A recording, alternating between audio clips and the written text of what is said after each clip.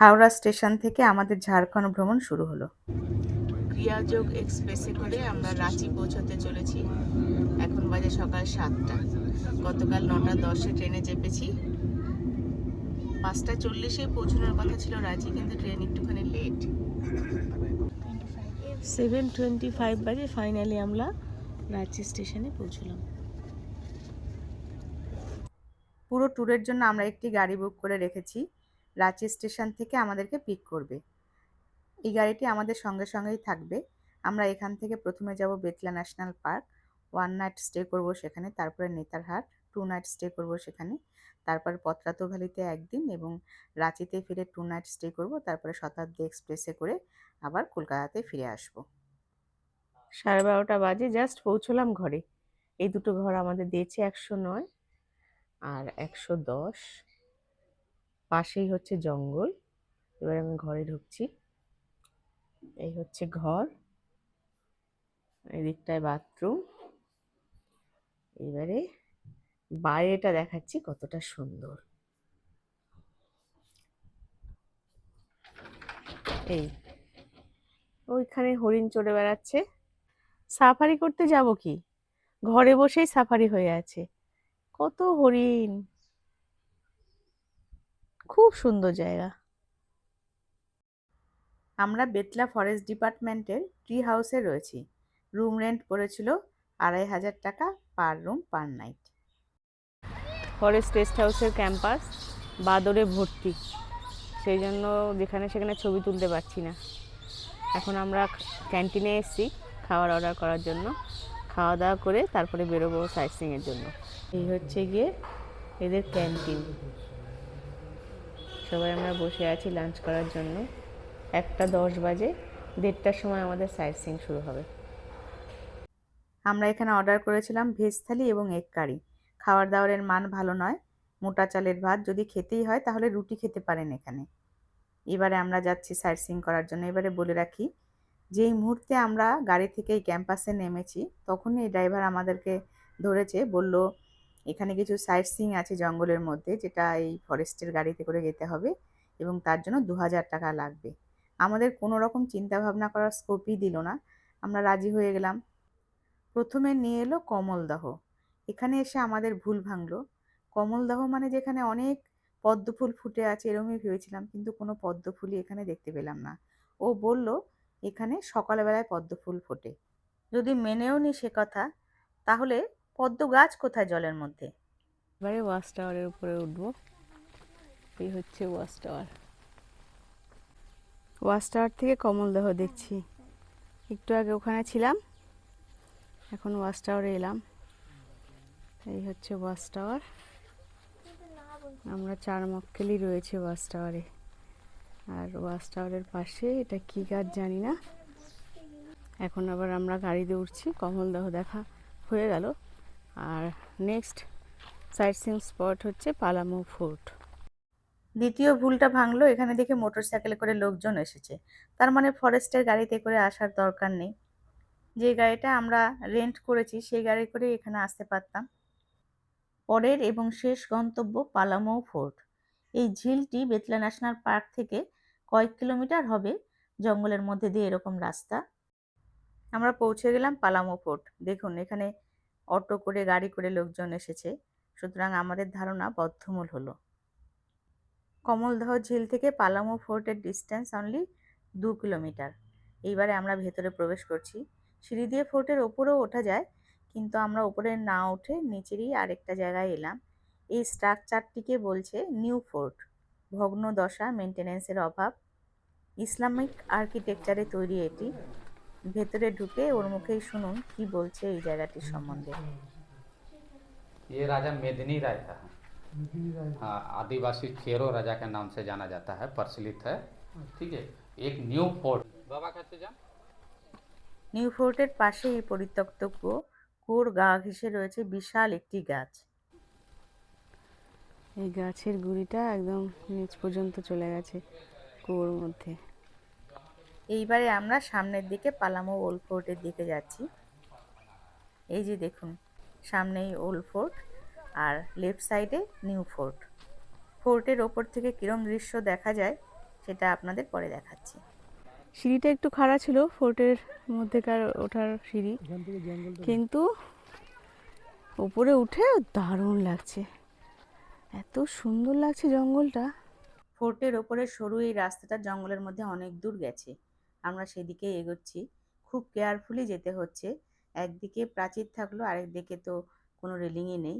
এ পর্যন্ত এলাম, আর সামনের দিকে যাওয়া যাচ্ছে না কারণ সামনের দিকটা ভাঙা। এখন আমরা আবার ফিরে যাচ্ছি, হয়ে গেল আমাদের ফোর্ট দেখা। ফোর্টের এই রাস্তাটা, সরু রাস্তাটা আমাদের খুব ভালো লেগেছে, এখান থেকে জঙ্গল দেখা যাচ্ছে, বেশ একটা অন্যরকম ভাইব।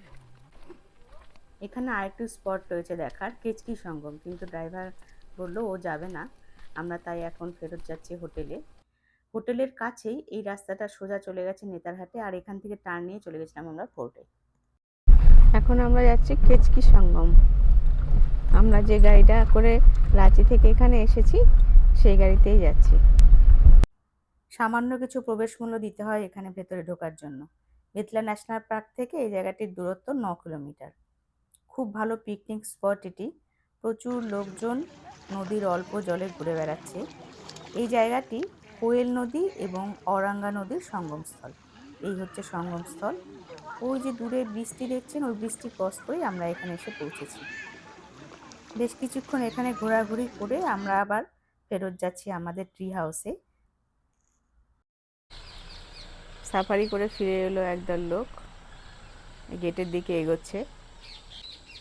বলতে গেলে আমরা ন্যাশনাল পার্কের ভেতরেই রয়েছি, কারণ ওই দিকটায় গেট আর এইদিকে ফরেস্ট রেস্ট হাউস, আর থাকার জায়গাগুলো এরকম ন্যাশনাল পার্কের মধ্যে ঝুলিয়ে দিয়েছে। নিচে এরকম ব্যারিকেড করা আছে, ঘরগুলো পরপর এরকম। সন্ধে হয়ে আসছে, তবুও লোকজন সাফারি করতে যাচ্ছে। যত বেশি লোকজন সাফারি করতে যাবে এনিম্যাল দেখার চান্সেস কম।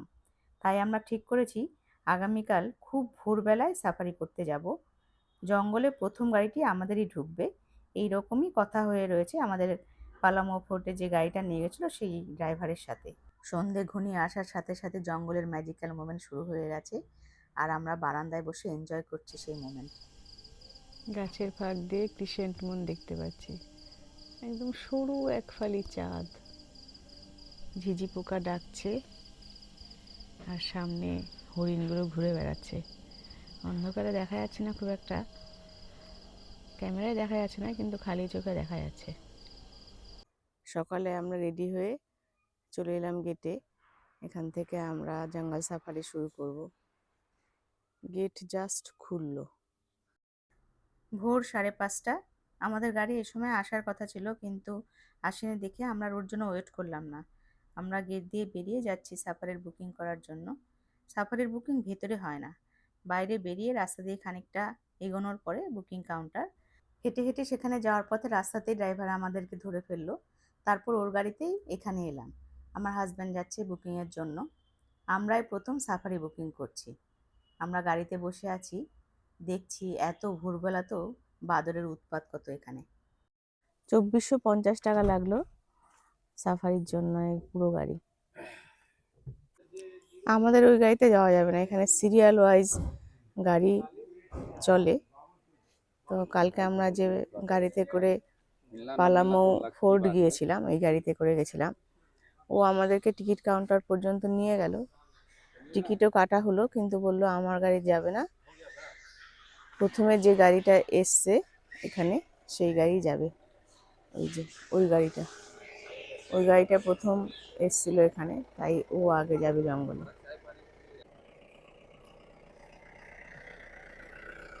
উঠে পড়ো সবাই।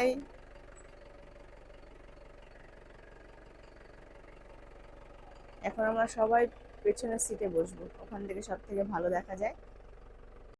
সাফারি টাইমিং এখানে প্রতিদিন বিকেল 3টে থেকে 6টা এবং সকাল 6টা থেকে 8টা। সকালে 2 ঘন্টা সাফারি হয়। আমরা প্রথম জঙ্গলে ঢুকছি, গেট খোলা হলো। नहीं, बारहसिंगा तो ये नहीं है, स्पॉटेड डियर है। बाइसन, একদল বাইসন আমাদের দেখে ছুটে ছুটে পালিয়ে যাচ্ছে। সারা রাত অ্যানিম্যালসটা নির্ভয়ে নিশ্চিন্তে জঙ্গলে ঘুরে বেড়ায়, এখনো সেরকমই ঘুরছে।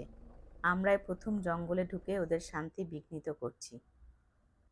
ভোরের হালকা হালকা কুয়াশা, পাশে এরকম জলা জায়গা, দারুণ লাগছে। আমাদের দেখে বাচ্চা এবং মা হরিণটি পালিয়ে গেল।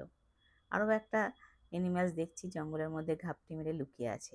এই হচ্ছে জঙ্গল ফাউল। মোরগের সাথে কি ডিফারেন্স আছে বলতে পারবেন আপনারা? আর এখানে দেখুন, ওয়াইল্ড বোরের পুরো ফ্যামিলি রাস্তা ক্রস করছে। ভোরবেলায় ছাড়া অন্য সময় এদের দেখা পাওয়া খুব মুশকিল।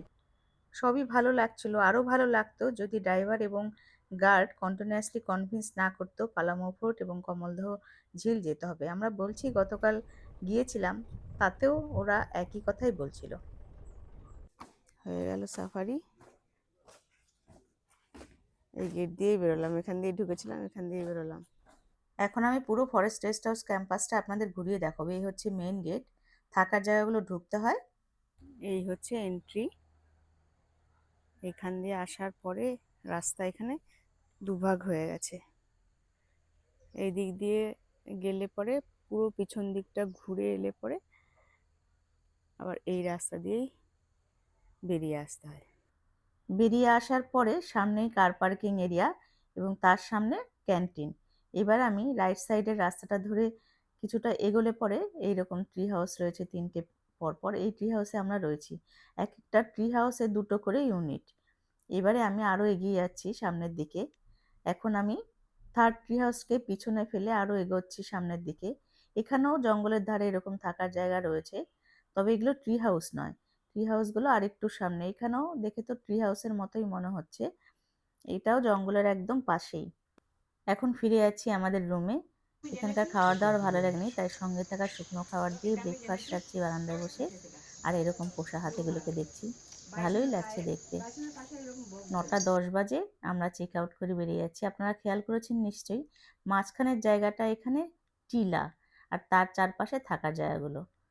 এর পরের ভিডিওতে দেখাবো নেতারহাটের দ্রষ্টব্যগুলি। সঙ্গে থাকুন আপনারা। নমস্কার।